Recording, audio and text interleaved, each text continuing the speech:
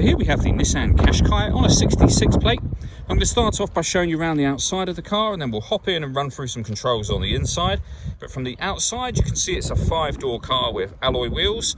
Let's start off inside the boot and then work our way around the rest of the car from there.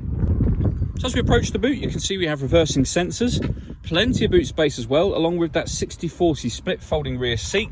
And then both of these two trays can remove to increase that boot space even further.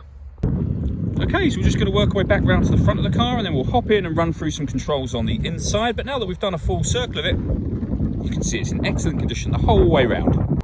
Just briefly before we climb in, I think it's well worth seeing the interior from this exterior point of view. There's plenty to run through on the dashboard, so let's hop in and we'll do that now.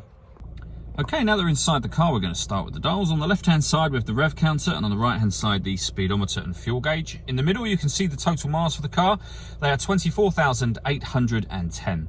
Above that, we have a digital readout for the speedometer.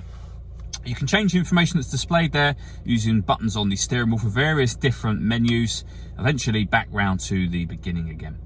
Those buttons that I was using are these ones just here. We've also got stereo controls over that side, and on the right hand side, cruise control and speed limiter, as well as phone controls. The phone controls can only be used after such time as you have paired the phone up, and that is done over in the center just here. So hit the phone icon, then use this dial to select whichever thing you want to do on here, which of course will be pair device. You press enter and then just follow the instructions on the screen from there. When it comes to music in this car, we have FM and AM radio, as you can see. You've got a CD player, auxiliary input, and also USB input as well. So plenty of ways to listen to your music in this car, and you access those other ways by hitting the media button just there.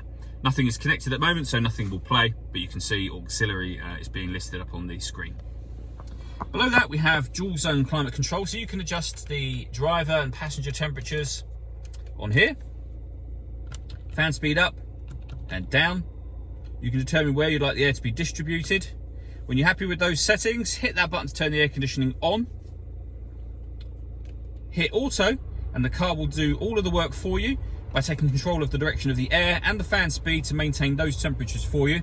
You can override it at any point in time you want, and that'll turn auto off and just put it back on whatever setting you had it on previously. Below that, we have a 12-volt charging socket, electronic handbrake, a 6-speed manual gearbox, and inside the central armrest, a second 12-volt charging socket and the USB and auxiliary inputs. All that leaves me to say is thank you for taking the time to watch this video. If you'd like to come and see the car in person and have a test drive, please feel free to call any of our MJA sites. We'd love to hear from you soon.